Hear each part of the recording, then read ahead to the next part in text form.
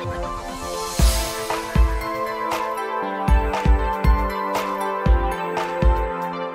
welcome to Flory Models. I'm Flory. Great week this week, as you can see, straight on with it.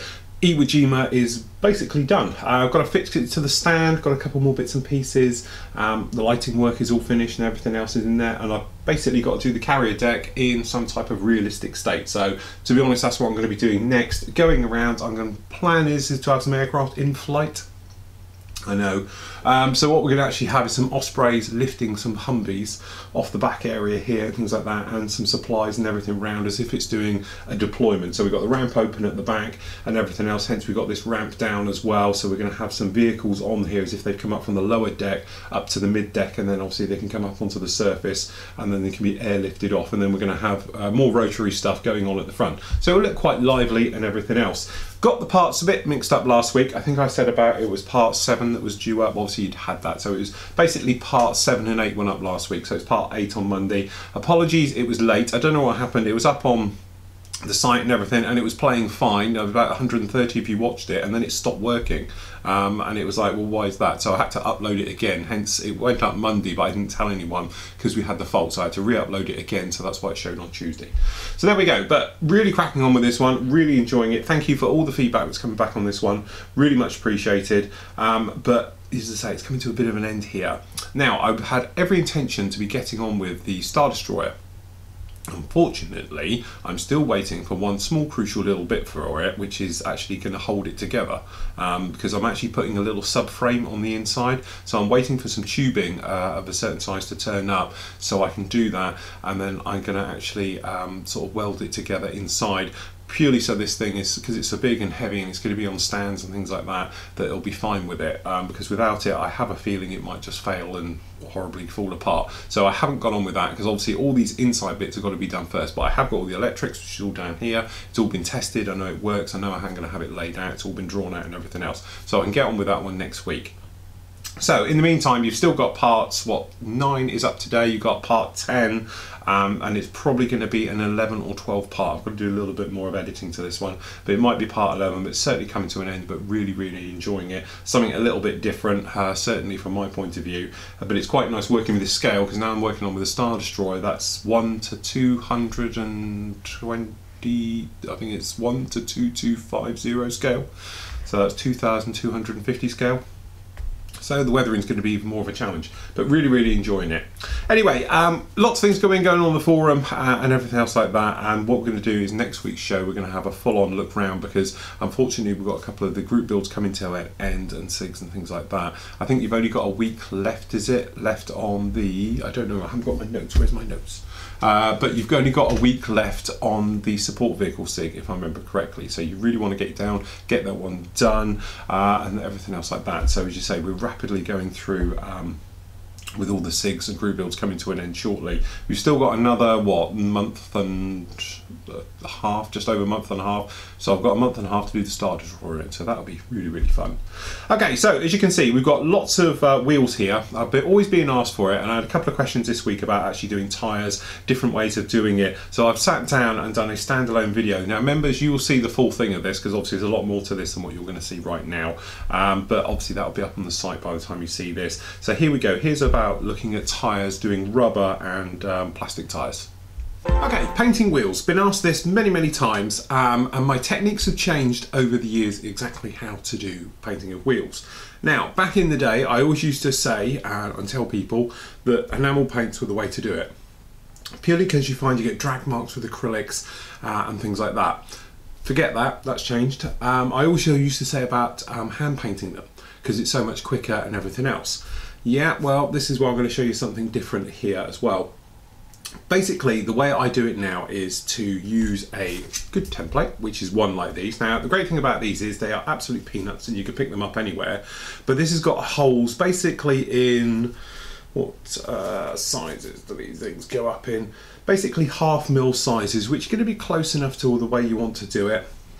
Okay, and the big thing is you paint your tyre up completely first, okay, and you know, well, I'll show you in a moment, and then really you're not masking or painting the tyre anymore, it's all about the hub, okay, and there's a little technique which I'll show to use which gives you an absolute seamless finish at the end. So first up, we've got a little selection down here, so we've got some good old rubber tyres. These are off a little Jeep I've got, okay. Sometimes when they come, you can have big seam lines in them and everything else like that. The biggest trouble with tyres is getting those seam lines out.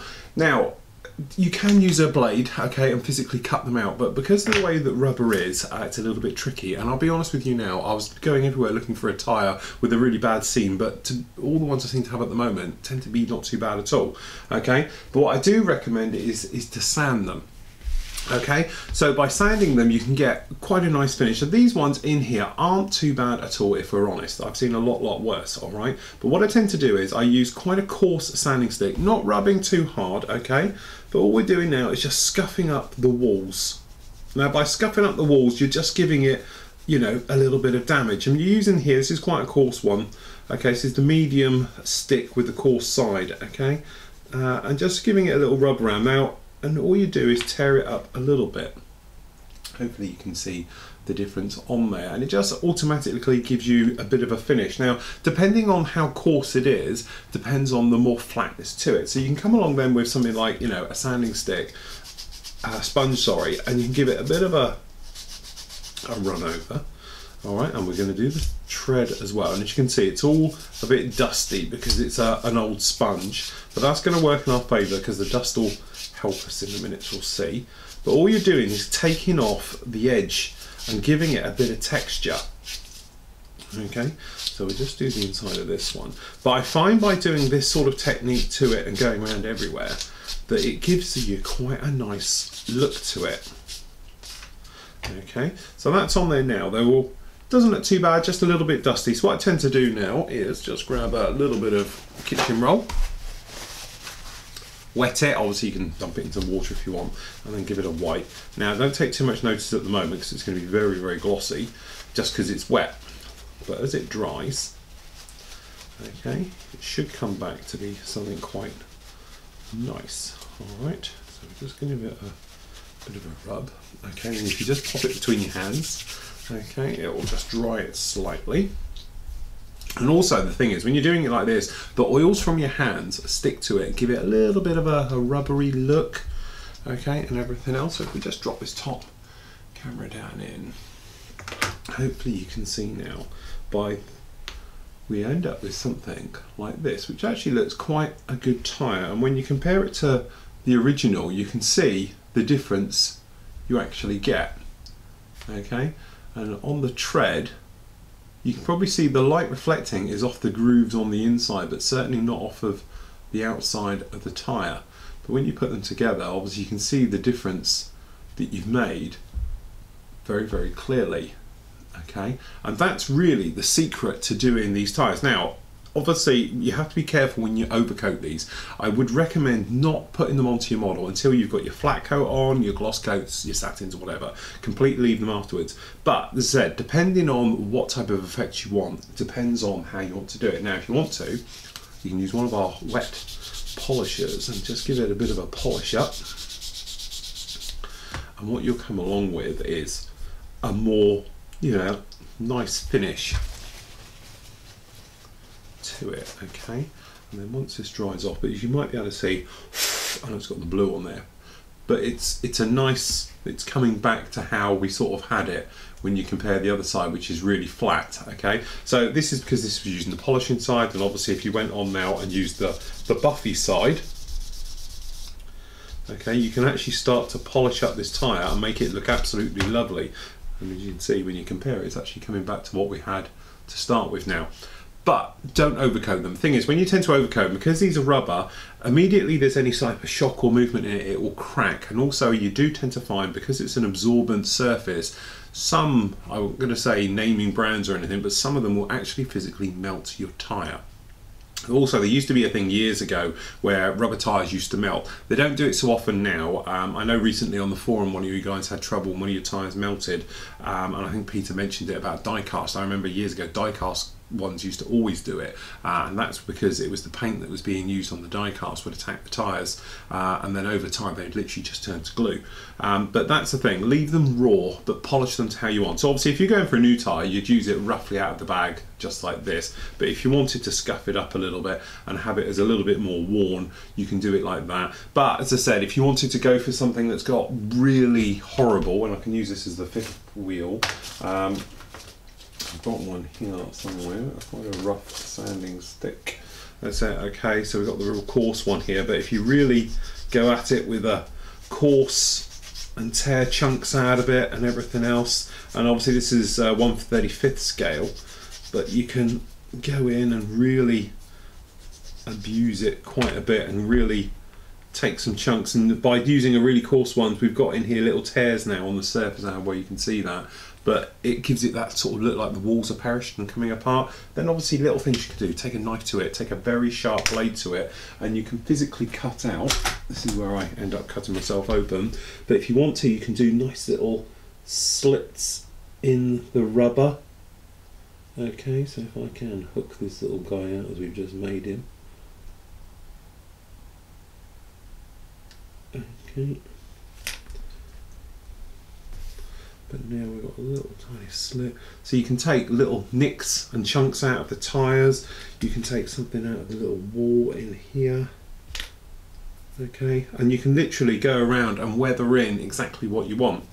I know a lot of guys now will come in and use pigments on them and things like that. Obviously that's fair enough, it's dry, but I wouldn't recommend coming along with any type of top coat over them. Use a really coarse sanding stick, scuff them up, you know, and do it like that. If you were going for something like a new car, then obviously you'd use this, and then what you could obviously do if you wanted to make this more glossy is to use things like gels. You can actually silicone gel is an absolute brilliant one, or even things like super lube for your airbrush, which is down here, which if we do on this little guy here, things like this work really, really well. You put a little drop on, okay, and you rub it into your wall of your tyre like this, and it will give you that lovely showroom look, because all you're really doing is conditioning the rubber, and there we go, you end up with something looking like that instead of what we had like this.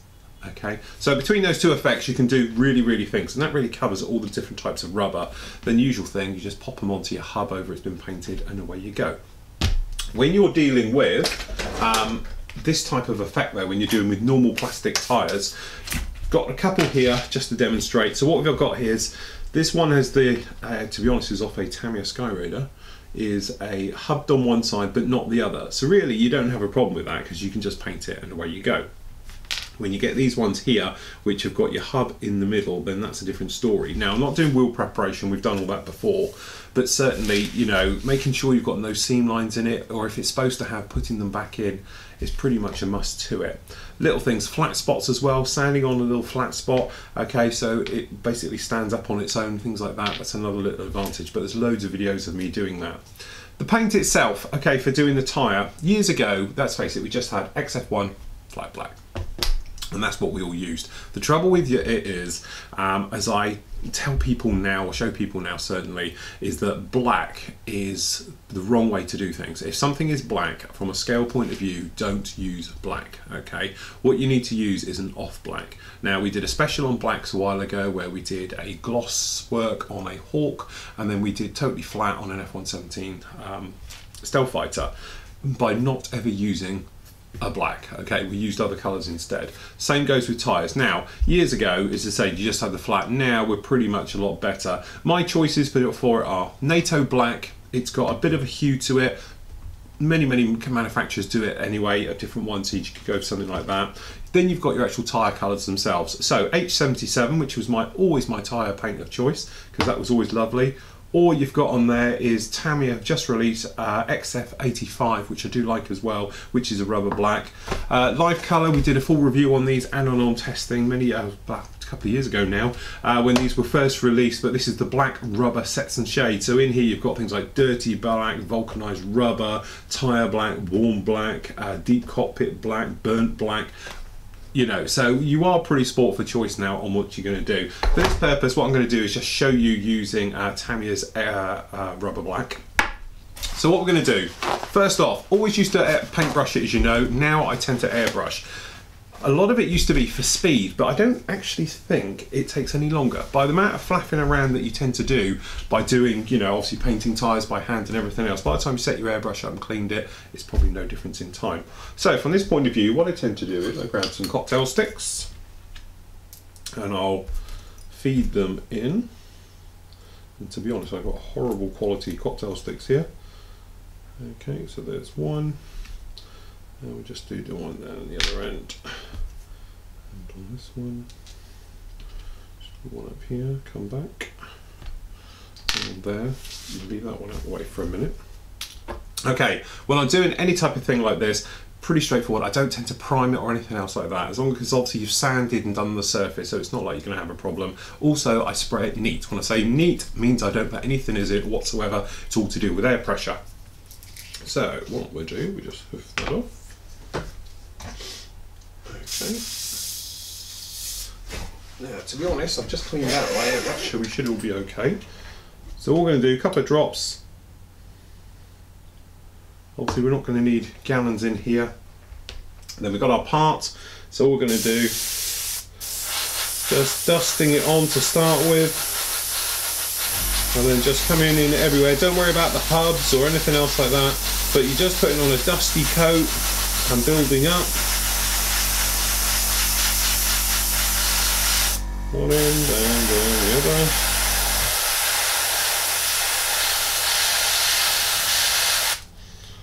Okay, and down the top.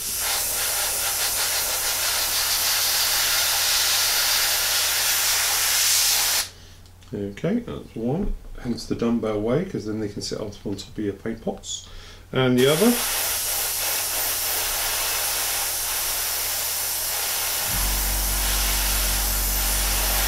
So I tend to do this twiddling back and forth business, just so it goes absolutely everywhere and it's all even. But when you're doing ones that are hubless like this, make sure that you actually go right inside, okay?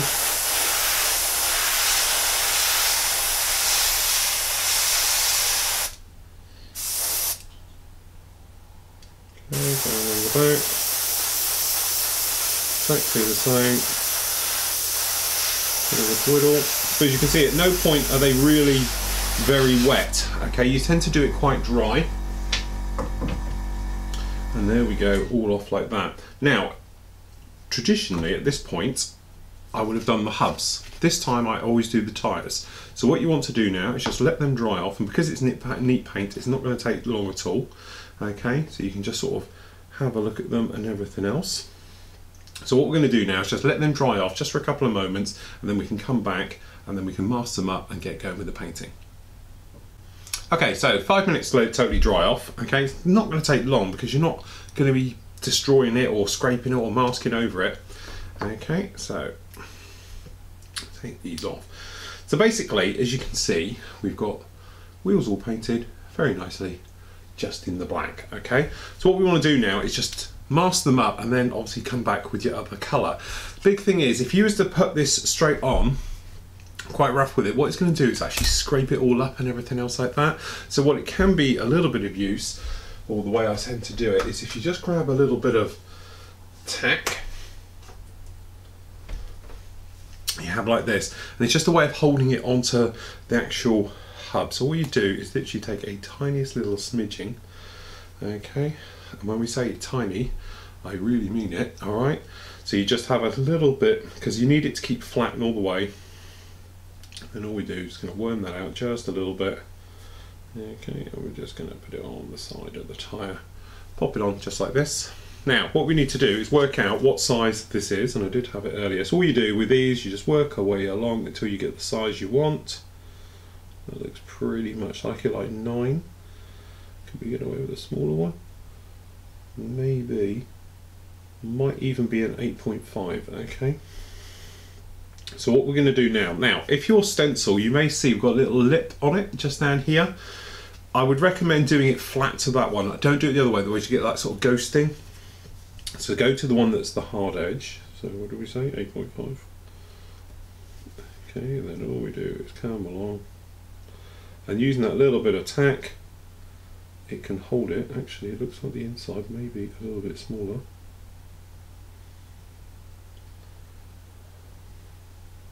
It is, so it's 8. And then you can put it on like this. Then what you need to do, just take some, where's my cheaper tape? It's around somewhere, can't find it. What you just want to do is make sure you don't get any overspray through on other size holes, okay? So for this part, what we're going to do is obviously we're going to mask up the 7.5 because that's near it, and obviously we do the 8.5 just over it, just like that. That's all we do. Didn't even clean that out, we'll just blow that through.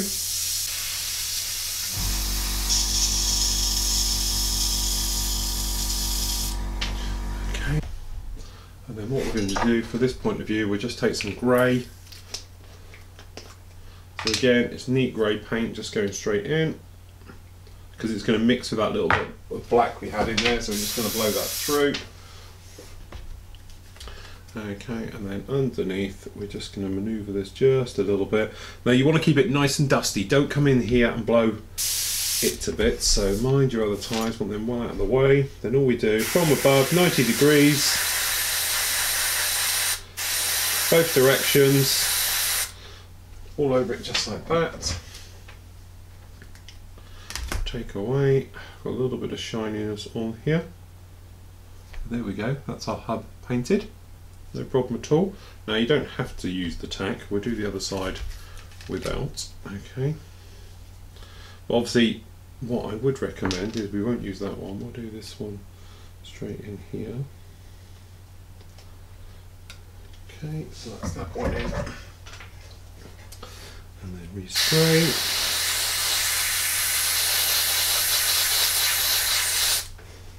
The big thing you have to worry about, if we take that away, and there we go, done, hubbed, absolutely perfect, no problem. Okay, so that actually came out really, really well. The thing is, what can happen is when you're spraying in it, it gets very wet down in here. As soon as it gets very wet, what's going to happen is it's going to start to seep and it'll be too wet, and then it sort of bleeds underneath. So what I tend to do is just come in with a cotton bud, okay, and we'll just give it a little bit of a wipe around. Get rid of all the excess off of it, but it's mainly coming from the bottom to make sure it's clean on the underside. Okay, so then these other ones, same thing, we're just going to come along and we're going to go, oh, what size are you? You are going to be, it's a little bit in between, that's a real one that I haven't had before. It's roughly an 11, so we're just going to come in. And the great thing with this is, if you guys, you know, if you've seen me recently and I've been doing armour, okay, so what we're going to do, when you've got hundreds of wheels to do, literally, you can just do it like this. Okay, so same thing again, but keep it dry. And say, secret to this, there we go, perfect, is to keep it dry. Now this shininess on the side, don't worry too much about that, because you're going to then carry on and weather that in. You can dry brush it, you can slightly adjust the colour and everything else, which is what I'm going to show you now. So what you can do then, to obviously make sure you've got a perfect line all the way around the outside, and to slightly weather the tyre as well, is to thin it and put a little bit of capillary action all over it to let it go down. There is another way, you can actually use an ink wash. Now I know I've been using inks all the time now, it seems to be my favourite thing. But if I do one with them, what we're going to use is my dark ink. No, we won't, we'll use the light ink. When I say dark and light, it's just how much it's been mixed. Because as I say, India ink is extremely thick.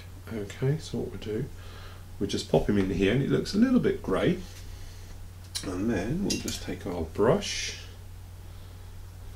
Okay, and then all we're going to do is just a light wipe, not near the hub itself. Okay, and as you can probably see, you probably can't there, I'm not holding it in the right place, but it finds its own level. But also what happens is it will run up to an edge and the capillary action will zip around and give you an absolute perfect finish on there, just like that. Hopefully you can see, that's really, really nice. And remember, that's ink just covering up, but that will take care of any places on there. And then, as you know, if you've been watching other things, like I've got the ship here, we've got aircraft over there, if you give it a bit of a wipe, you can change the texture of it and everything else. Okay, so that's that one. If we show you on this guy, Again, same thing. So we just got it down here in the middle. Knock off quite a bit off your brush, remember, okay?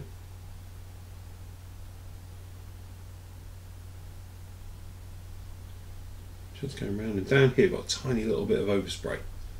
So what we're going to do is use a little bit more of the ink. You probably see the capillary action zipping off absolutely everywhere, which is what we want. Okay. And there we go. That is how I do my tyres. Now obviously that will dry back very nicely in around about sort of 5 or 10 minutes, probably drying already.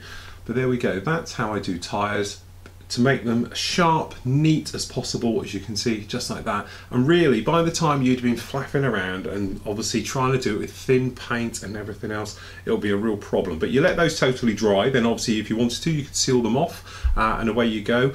Or you can then obviously come back with further weathering to weather up the hubs if you wanted to. For instance, just put a little bit of ink wash right way over the hubs to really bring them to life and everything else. But still, again, pigments, rub pigments right the way over the top to change the actual tyre colour and things like that. They're drying off very, very nicely, giving us some great looking tyres. Okay, so there we go, that's tyres done. As I say, it's amazing how over time things change. I used to have a little machine that was given to me actually by an engineering friend of mine, and literally you'd come along with your wheel, okay, and it was technically a cocktail stick, would stick out the middle. You put it on and it would revolve quite nicely, and it was a nice steady, and then I used to come along with my paint like a record player and work your way in with it and then out and everything else. But I think what I was trying to explain with that one, by the time you have flapped around with setting all of that up and doing it all and clean up and everything else, it's just as quick to paint the tyres, get them done, mask it over, spray it, and job done. And then, as I say, you can use, if you want thinned, I know I showed the ink way, but you can obviously use thin acrylic paint as well for detailing up afterwards to sharpen up and get rid of any small amount of overspray that perhaps you've got down there. But certainly, hopefully you can see these have turned out absolutely fantastic. And the great thing is, because you haven't used any hairy brush stick at all to do it, you've got no marks in it whatsoever. There again though, if you did want to do like I did with the rubber ones and cut them up with a knife and take some real heavy duty sanding sticks to them to tear up the walls to give that look of perishing, you could do roughly the similar thing to the plastic ones as well. So there's no real difference to the way you're actually doing it. And the same goes with the old silicone trick on the tyres to make them look like new. If you wanted to do that onto actual plastic ones as well, once they're painted, you can do that as well. It'll stay on there. One thing though, it will probably start to wear off after about a year, so you might need to pop a little bit more on. But that's the thing with it, because it's basically just silicone. You pop it on your finger, whip it round, and away you go, and it will just make it look like brand new. So there we go. There we go. Tyres. I've always asked about it, so now we've got it as a standalone. Okay, next up we've got Ross Armstrong. Now I must thank Ross. Ross is a massive supporter, not only to me, but the charities that we support here at Flory Models as well, i.e. Snap in Bridgewater. He is always the first one to donate monies to it and everything else like that. And he's bought and auctioned and won everything we've always done and things like that. So a big thank you to Ross. So now we can have a look at his fantastic man cave. Hi, I'm Ross Armstrong. I live in Memphis, Tennessee. I got back into modeling about 5 years ago. I found Phil's videos on the website, joined the forum in November of 2008. I've enjoyed my time on the forum. I've learned so much from Phil and everybody on that participates in the forum. Had the opportunity to get on the online chat, meet a lot of people, made friends both here in the States and over in the UK, and have had the opportunity to go to Telford for the last 3 years and meet a lot of people in person, and I've really enjoyed that. So I'd like to take the time to show you my man cave, show you some of my modeling setups, and talk about some of the things that I use. Come join me and I'll be happy to show you.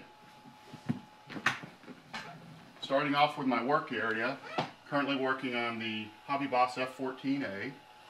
I like to work on a glass plate on top to ensure I have an absolutely flat base for sanding and for alignment, and find that it works great for cleanup as well. I have my assorted tools in my spindle here, clamps, clippers, pliers, assorted toothbrushes, most of my cutting and scribing tools, tapes and glues, all my thinners, some alignment rulers from the quilting world come in very handy. and cutting mats. Going down next into some of the tools I use. Sanding drawers with all my different sticks and polishers, extra knife blades, additional tools, templates, tweezers, folding tables, mini drill bits come in very handy, riveting awls, different wires, threads, spools, markers, glues, airbrush supplies, extra tape, scratch building materials, sprue rods, plastic card, aluminum and copper brass rods. Down here are pastels, oils, weathering kits, and inks that I like to use a lot, and extra tape. Plenty of extra cotton swabs and gloves for painting. On this side I keep my Mr. Surfacers, decals, setting solutions, and again, I'm a new fan of the Perfect Plasti Putty. Works great. Washes and pigments, Alclad paints, some of the good old testers, metallizers, more different washes and final finishing coats, clamps and jigs, spare paints and whatnot. Collection of all my decals I keep here in the file system. Have my computer here to read up on the latest happenings in the forums and do all my internet research. Right next to my workbench I have my spray booth that comes in very handy. Paints, currently I have my #1 choice is the Gunzy line. Unfortunately here in the States we can no longer get the aqueous. My next preference, due to their vast variety of colors, are the Life Color line. They're very fragile though, so I tend to use them sparingly. I have the model colors and Tamiya paints. So there's always a use for all the different brands. Compressor, I currently, even though I like my Evo, my new favorite choice is my Grex with the handle and the trigger. Very handy to use, very easy on the hands. We'll move around my man cave now to show you some of the different models. My man cave I've been building for about 13 years. Before I got back into modeling, home theater was my previous hobby. So when I got back into modeling, my wife wouldn't give me another room in the house. So I had to carve out some room to make room for the modeling. Show you a couple of the models I have here at home. My recently finished Tamiya F16A, which is posted on the site. Next you see the IMCTH fine structure model P51 that I've had to bring home from my office because the weight of the model is causing the gear to bend and fail. So I'm going to have to build a stand for that one so that it can support the weight. Again, with the home theater theme, I have my popcorn machine right next to my modeling desk and my paint booth because I find that comes in very handy as a drying booth without the butter. Next, we're going to move along. I'll show you some of the models I keep here at home in my display cabinet. Starting from the top right here, I have the Revell Type 7 U-boat with a Jasmine Models all photo etch skeleton of the same.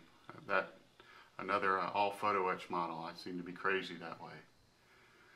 Tamiya Beaufighter, the Eddard P38, a Dragon 32nd scale P51. Moving on down, one of my favorite builds, and it's a build thread on the site, is the Trumpeter TBM Avenger. I have Academy's H53 Super Stallion. From some of the other group builds you may have seen, this was originally a large diorama and I cut it back down just for the Stuka and the figures. Okay, warning Phil, flashback. This is Phil's Corsair. Still one of my favorite airplanes. I know he had a nightmare making it, and I appreciate what he did. On the Trumpeter's P40. Down to Great Wall's Devastator. Another good kit that came out. Edwards P39 Air Cobra. I even occasionally build some German aircraft. Another great Pro Modeler kit. Down to some of my other models. You'll see I'll build just about anything. Moving on. Got a C-17. Colonial Viper. Another Hasegawa. F-16. Even build some armor. Gave my Triad a winter wash. Some of these are on the site. So I'll build just about anything. This was a big kit on the end. The Morser fuel tracks. Thing weighs about 5 pounds. This is Jersey, my security dog. She's protecting the number 11 FedEx race car Denny Hamlin in a diorama I made showing him winning at Talladega, which he never did, but it makes a good diorama.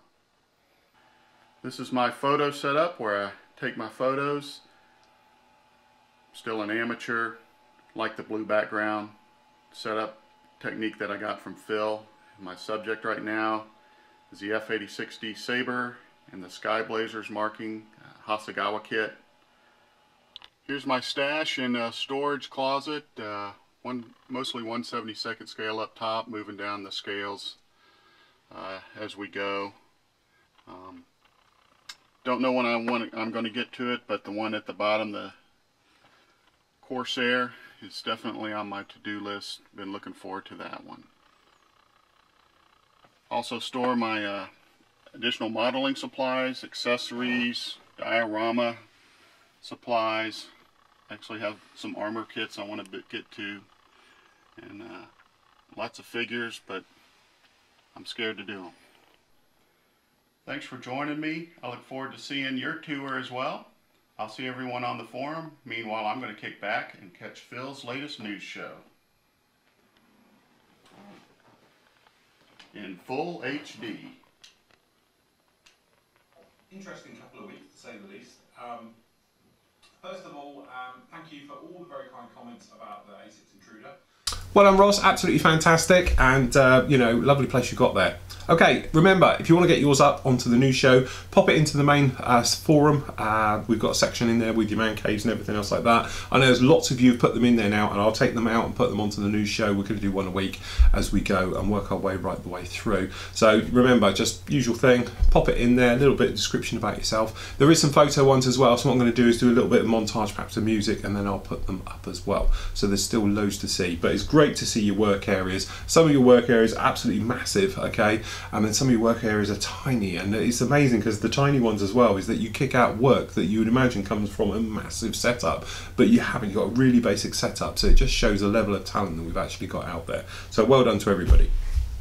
Okay, found me a bit of paper. So those dates. Okay, the Stars of the Silver Screen we'll be looking at in a moment. You've got the group build, got to the 30th of April for that one, so technically got to the May. Alright. It's the FW109 which ends next week. That is going to end on March 16th, Sunday night. Okay, so you've got a week to get those finished. So let's get them put on. The support vehicle SIG, you've got a few more days because that one actually doesn't go until the 4th of May. So you've got there a month really to get cracking on that one and get that one pushed through. So there were some great ones going on there. We've got some great ones coming up in the future and everything else like that. Talking of Stars of the Silver Screen, we've looked at this one briefly before, and I think Richard's done an absolutely stunning job on this one. This is Richard Moore. He's done the Grumman duck from Murphy's War, the film, which was absolutely fantastic. But the way he did things like raised riveting and stuff like that, as you'll see in a moment, was absolutely stunning. This is probably one of the finest builds that we've actually had here on Flory models, because it's an old dog of a kit, really brought up to date, and he's done an absolute stunning job on this one. So don't mind, well done Richard. So I'm going to leave you with his work this week. Until next week everybody, happy modelling, take care.